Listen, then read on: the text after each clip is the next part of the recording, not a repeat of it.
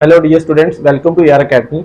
मैं हूं मोहम्मद अहमद और आज हम डिस्कस करने जा रहे हैं जी सेल मेम्ब्रेन का स्ट्रक्चर और उसके फंक्शंस को डिस्कस करेंगे। तो स्टूडेंट्स, लास्ट वीडियो के अंदर हमने डिस्कस किया था सेल मेम्ब्रेन की कंपोजिशन क्या होती है, chemical composition of cell membrane. तो कंपोजिशन में क्या चीजें हमने डिस्कस की थी कि वो कौन कौन से केमिकल्स हैं जो कि सेल मेम्ब्रेन को बना रहे हैं। ठीक है, वो कौन कौन से केमिकल्स हैं जिनसे मिलकर सेल मेम्ब्रेन हमारी बनी है।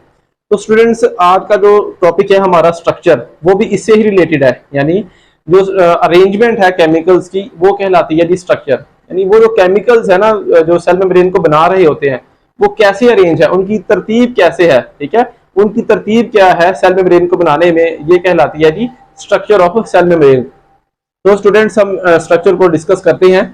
तो जैसे स्टूडेंट्स, माइक्रोस्कोपी जो है वो पहले इतनी ज्यादा डेवलप नहीं हुई थी। ठीक है, जो माइक्रोस्कोप थे उनकी रेजोल्यूशन इतनी ज्यादा नहीं थी।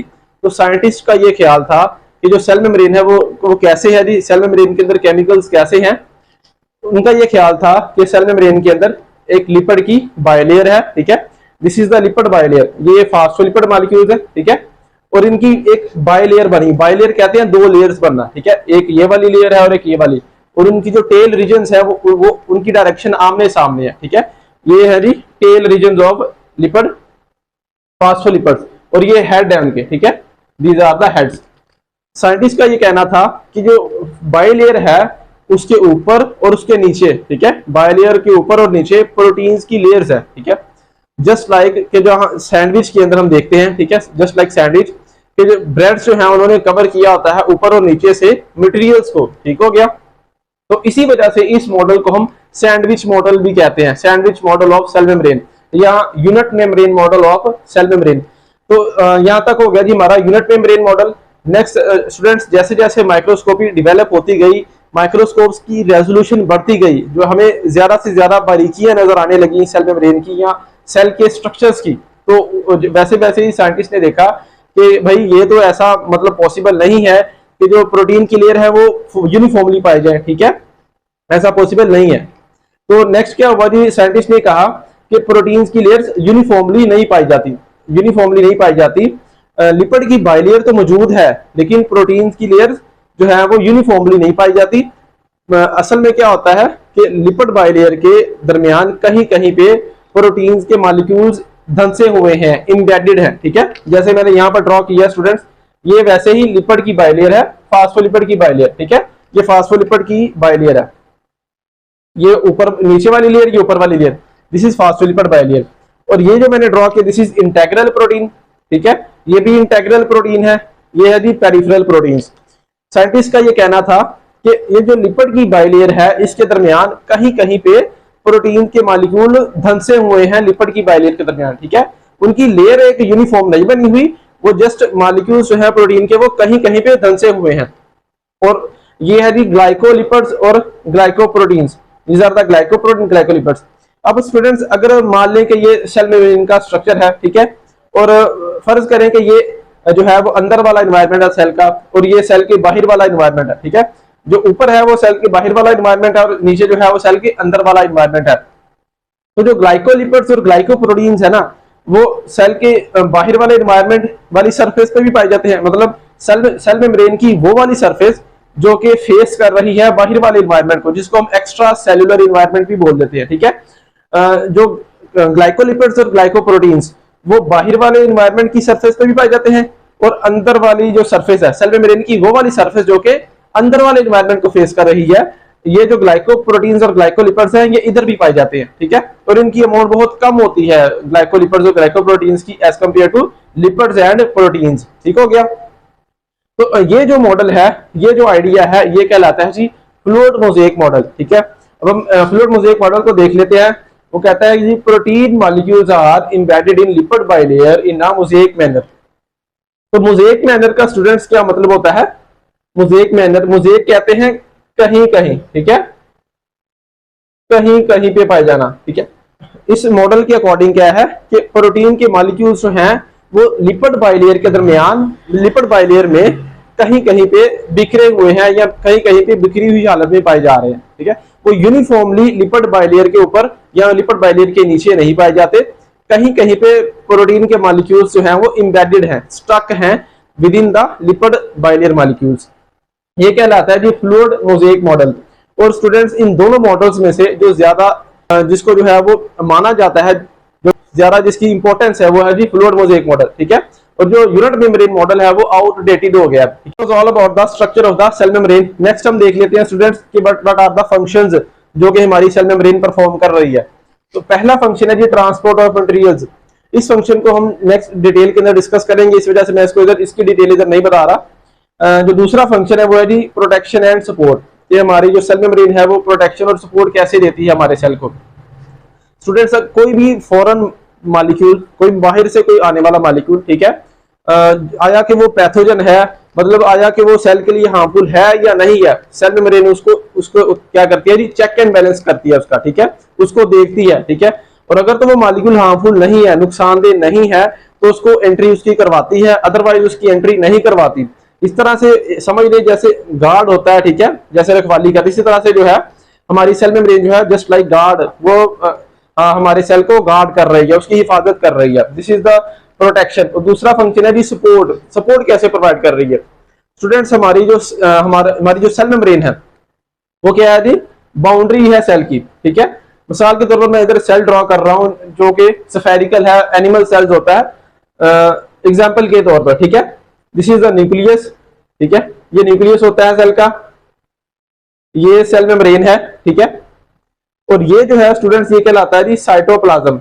ये क्या है जी, यानी न्यूक्लियस और सेल मेम्ब्रेन के दरमियान जितनी भी स्पेस है वो साइटोप्लाज्म होती है।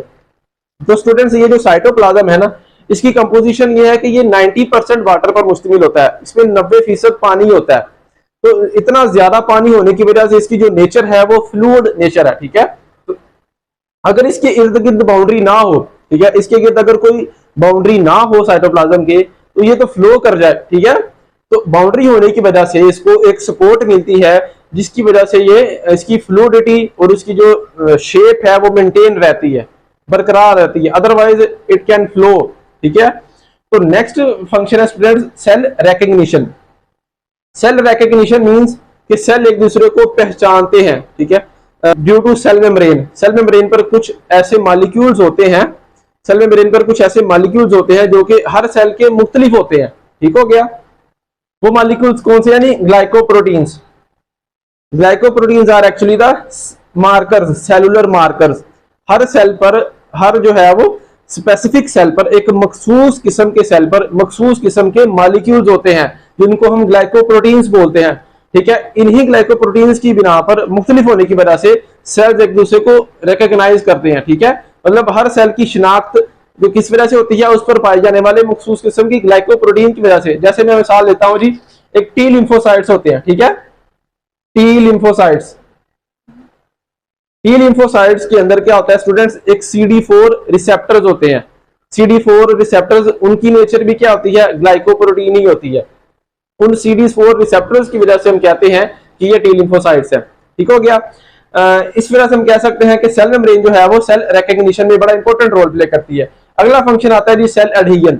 सेल एडहीजन बोलते हैं कि सेल्स जो हैं वो सेल मेम्ब्रेन पर पाई जाने वाली कुछ प्रोटीन्स की वजह से, इसका एक इंपॉर्टेंट फंक्शन है कि सेल मेम्ब्रेन पर क्या है, जो कुछ प्रोटीन्स पाई जाती हैं, उन प्रोटीन्स की वजह से सेल क्या कर सकता है, दूसरे सेल्स के साथ अटैच हो सकता है, एडहियर कर सकता है, ठीक है। जिसकी वजह से क्या होता है, टिश्यूज बनते हैं। सेल्स एक दूसरे के साथ मिलते हैं तो टिश्यूज बनते हैं ना। तो सेल एडहिजन का फंक्शन भी किसका फंक्शन हुआ, सेल मेम्ब्रेन का फंक्शन हुआ। नेक्स्ट स्टूडेंट्स आता है जी maintenance of cell shape and size. Cell की जो शेप है और साइज वो भी सेल मेम्ब्रेन की वजह से ही मेंटेन रहता है। अगर सेल मेम्ब्रेन ना हो तो उसकी जो शेप है वो डीफॉर्म हो जाए, उसकी शेप खराब हो जाए, उसका साइज जो है वो मेंटेन रहा ना है। नेक्स्ट हम डिटेल के अंदर डिस्कस कर लेते हैं स्टूडेंट्स ट्रांसपोर्टेशन। इसको हम, ये फंक्शन किसका है जी, सेल मेम्ब्रेन का। इसको हम डिटेल के अंदर डिस्कस करते हैं क्योंकि ये हमारी बुक के अंदर बड़ा डिटेल के अंदर डिस्कस किया गया है, इस वजह से हम इसको अच्छे तरीके से पढ़ लेते हैं। अब ट्रांसपोर्टेशन स्टूडेंट्स क्या होती है, ट्रांसपोर्टेशन बोलते हैं मटेरियल्स की सेल के अंदर से बाहर मूवमेंट या सेल के बाहर से अंदर मूवमेंट, यानी मटेरियल्स जो हैं उनको सेल के बाहर से अंदर लेके जाना या सेल के अंदर से बाहर भेजना। ये दोनों फंक्शन जो है, यानी अंदर से बाहर और बाहर से अंदर जो है ट्रांसपोर्टेशन, ये एक्चुअली में किसका फंक्शन है जी, सेल मेम्ब्रेन का। तो स्टूडेंट्स जो ट्रांसपोर्टेशन है, जो मटेरियल्स की मूवमेंट है, वो दो तरीके से हो सकती है, ठीक है। दो तरीके कैसे कि अगर तो मटेरियल्स की मूवमेंट में एनर्जी यूज हो रही है, ठीक है, मटेरियल्स को एक जगह से दूसरी जगह मूव करवाने में हम एनर्जी यूज कर रहे हैं, तो this movement is called active movement, ठीक है, एक्टिव मूवमेंट या एक्टिव ट्रांसपोर्ट। दूसरी मूवमेंट ये है कि अगर मटेरियल्स जो है उनकी मूवमेंट के अंदर हमें एनर्जी यूज नहीं कर रहे, ठीक है, without the use of energy हम मूवमेंट करवा रहे हैं मटेरियल्स की, तो ये कहलाती है जी पैसिव ट्रांसपोर्ट। तो पैसिव ट्रांसपोर्ट क्या है जी? Movement of materials without expenditure of energy, ठीक है। तो यहाँ पर मैंने एक डायग्राम ड्रॉ किया स्टूडेंट्स के मिसाल के तौर पर अगर मैं इस बॉल को ऊपर से नीचे यहाँ मूव करवाना चाहता हूँ, ठीक है, तो इसको एनर्जी नहीं देनी पड़ेगी, ठीक है, थोड़ा सा इनिशियली थोड़ा सा पुश मिलेगा और ये नीचे आ जाएगी, यानी without the use of energy ये बॉल मूव करी है। इसी वजह से हम इसको बोलते हैं जी डाउन हिल मूवमेंट, ठीक है। डाउन हिल मूवमेंट इस तरह से बोल रहे हैं कि ये मॉलिक्यूल्स की मूवमेंट है डाउन द जो है डाउन हिल मूवमेंट इसको बोलते हैं। नेक्स्ट आ जाए स्टूडेंट्स यहाँ पर active transport, movement of materials with the expenditure of energy, यानी एनर्जी यूज करके अगर मटेरियल्स की मूवमेंट हो रही है तो इसको बोलते हैं एक्टिव ट्रांसपोर्ट। जैसे मैंने डायग्राम यहाँ पर ड्रॉ किया कि बॉल को तो अगर मैं नीचे से ऊपर मूव करवा रहा हूँ, ठीक है, तो डेफिनेटली मुझे एनर्जी देनी पड़ेगी तभी ये ऊपर मूव करेगी ना, ठीक है, ये खुद ब खुद ऊपर मूव नहीं कर सकती। इस मूवमेंट की वजह से हम इसको बोलते हैं जी अप हिल मूवमेंट, यानी एनर्जी लेके ऊपर जाना, ठीक है? और डाउन हिल बोलते हैं कि एनर्जी के बगैर नीचे जाना, ठीक हो गया स्टूडेंट्स। इस पॉइंट को हम इस तरह से भी समझ सकते हैं कि अगर हमने किसी चीज को हाइट से नीचे फेंकना हो, ठीक है, हाइट से नीचे लाना हो, तो क्या होगा, हम जस्ट उसको थोड़ा सा इनिशियल पुल देंगे, वो नीचे आ जाएगी, ठीक है, नीचे गिर जाएगी। और ऑन द अदर हैंड अगर हमने जमीन से किसी चीज को ऊपर लेके जाना हो, ठीक है, तो हमें क्या करना पड़ेगा, एनर्जी देनी पड़ेगी, उसको कोई ना कोई एनर्जी देनी पड़ेगी जिस वजह से वो ऊपर जाएगी, ठीक है। इसी वजह से हम इसको बोलते हैं this is up hill movement, this is down hill movement. तो पैसिव ट्रांसपोर्ट की कुछ एग्जांपल्स हैं ऑस्मोसिस, डिफ्यूजन और फैसिलिटेटेड डिफ्यूजन। इन तीनों का अब हम स्टूडेंट्स डिटेल के अंदर डिस्कस करते हैं और इनके दरमियान जो डिफरेंसेस हैं उनको देखते हैं।